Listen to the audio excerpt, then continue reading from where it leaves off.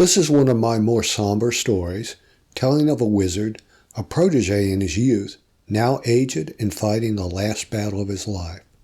It is not a story which will give you laughs unless you have a strange sense of humor, even stranger than mine.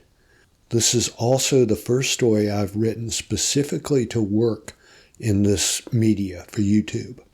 It's shorter and considers the strengths and weaknesses of the YouTube format. I undoubtedly make a hash of it and look forward to you telling me how in the comments. I will also accept pity subscriptions, but for now, I leave you with this dark tale of a life of struggle. Fading. The battle calls me again, but I am in no condition to face it. The ether beckons me with the steady drumbeat of dark magic permeating the winds outside the air. Thrumming pulses through my fading veins, calling to me, but I am in no ways ready. Then comes the faint echo of the monstrous oboe, and I know my time is ending. Surely the demons will best me this time, and I will leave the land without a protector. First the potions, tonics of strength which open the outer world before my eyes, and power my soul through the coming struggle. I need these now more than ever. I start with the key ingredient, the tenut. Damn it! What is it called? Once memory had been no problem, but now every ingredient, every incantation, every element of the chorus that binds together with my essence hovers just outside my grasp. The demon fights me even here, robbing me of my memory, forcing me to find harmony amongst the cacophony. But it didn't used to be this way. I so clearly remember the first fight. I had been a boy, but already marked for greatness. Magic came to me as easily as breath. My first spells were simple, coaxing water from stones, turning frogs into dogs. Child's play. The looks of astonishment on my instructors' faces were priceless, as was the envy of my fellow students, none of whom were close to me in talent. It reached a point where the headmaster pulled me aside, suggesting I take a break from magic and do more boyish things, as if mere games could compete with power when it came to joy. I pretended to agree, but continued my studies unabated, without rival in intensity, ignoring the worried looks of my instructors. This was mere jealousy masquerading as concern at the ease with which I distanced myself from my inferiors, with one exception, Esmeralda.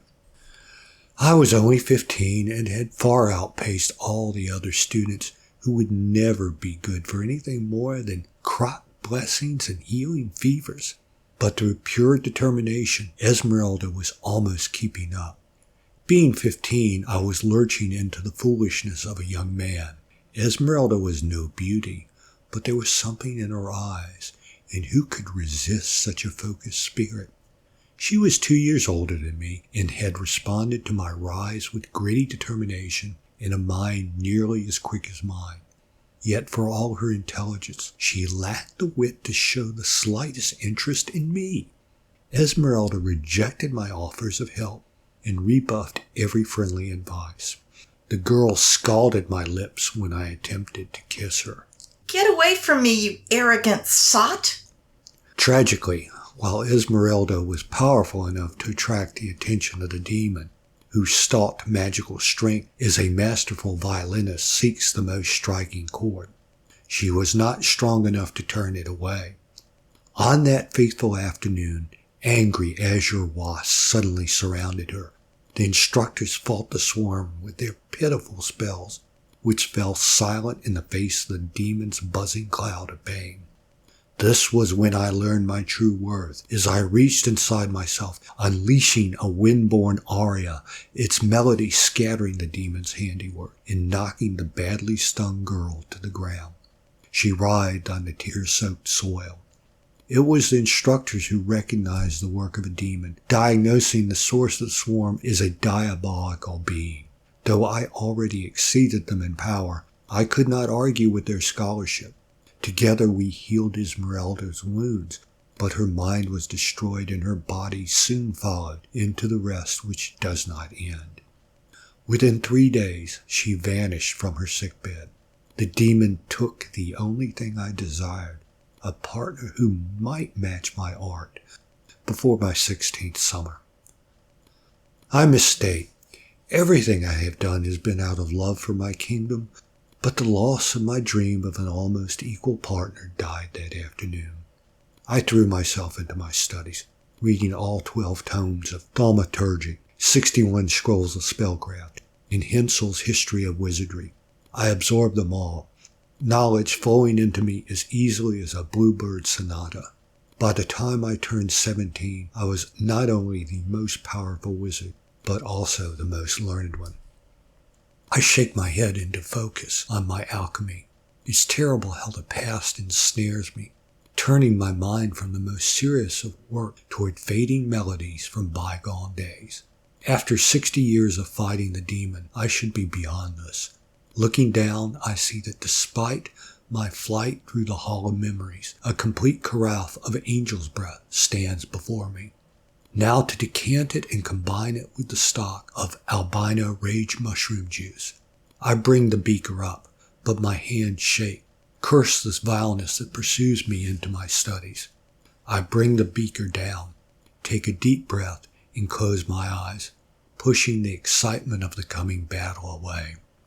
This must be a battle to the death, bringing the demon into my grasp, forcing it to accept my pitch, folding its music into mine, turning our combat into an elegy for its evil. Time has marched against me, such that if I do not force a decision now, I cannot think about that. Curse me, focus. I lift the beaker up and it almost slips from my grip, so I use both hands to steady the vessel with the weight of a starving rat. Still it sways like a singer running out of breath in the crescendo as my whole body rattles. Much spills, though there is enough delivered to form the crucial potion, which I carefully lift to my lips, putting aside my disgust at such weakness at this most crucial of times. The battles had been different when I was in my prime, capable of matching the demon strength for strength.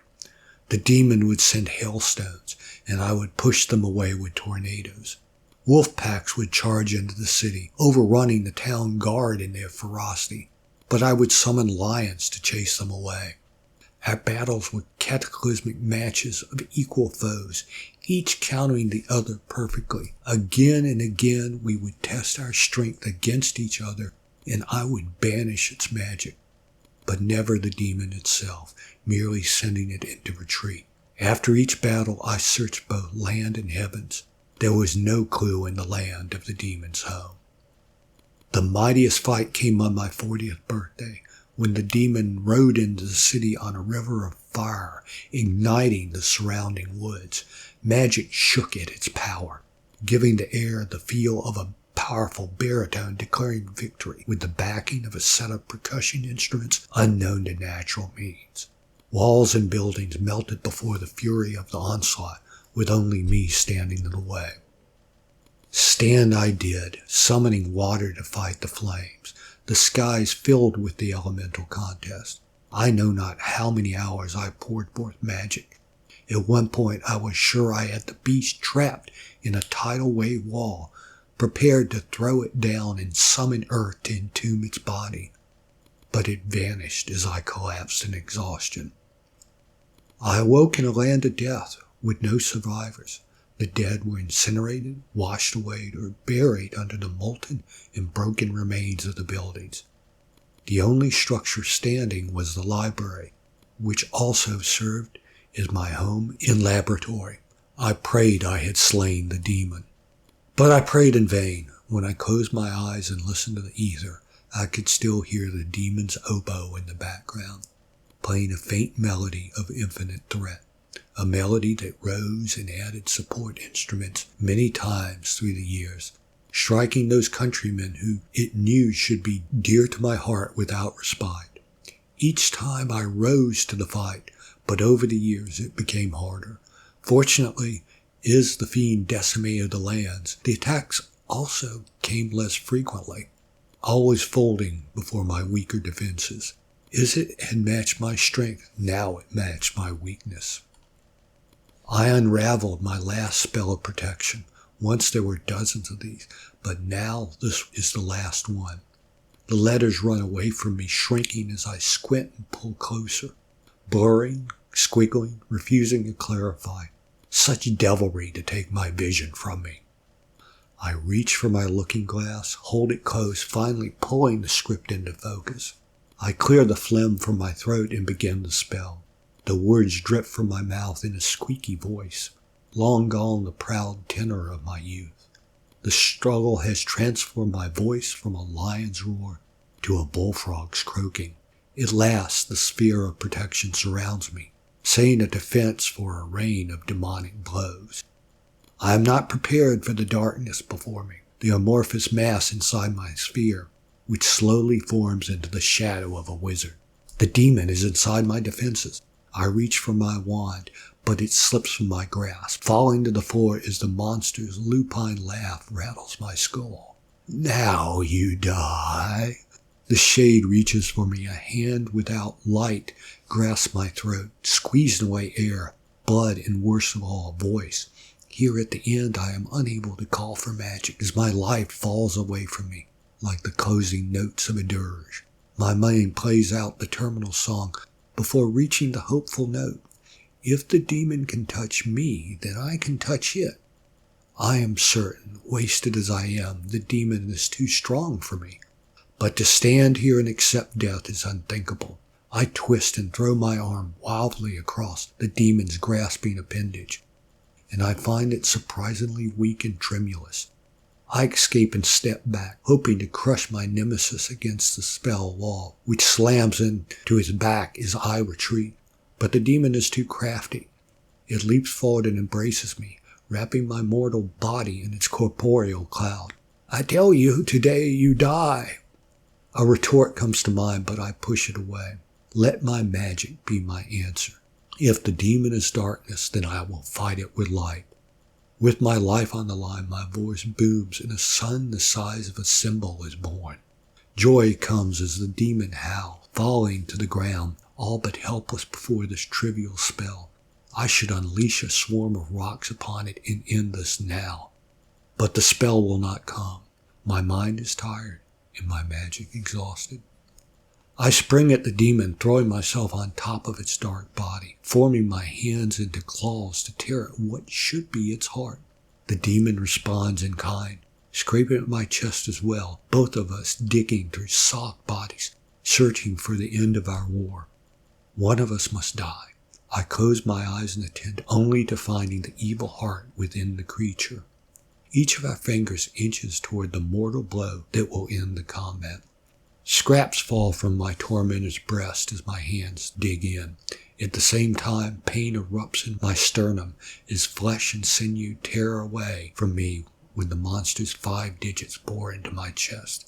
"Release me or we both die," says the monster. The pain doesn't matter, nor does my life, nor does the damage I am surely suffering. I only care about the death of this evil, and I'm certain I'm killing it. Lup-dup, lup-dup. I feel the heart in my hands and squeeze. At the same time, pain erupts from my chest. My song comes to an end. With each descending note, I remember the joy I took in my power and the loneliness of my climb to excellence before time and mortal battles forced my descent. Faces float through my memories. First, Esmeralda, her expression one of scorn. Then the headmaster, followed by the instructors and the students. In the end, everyone I know comes past me, their faces scowling, ungrateful for my sacrifice. At the end, as breath and blood desert me, I open my eyes to look upon my foe and behold my own shadow-wreathed face. Thank you for listening to my story. Bless you. As time catches up to you, I hope you will find it a friend, looking back on days of joy and meaning. God bless. Have a great day.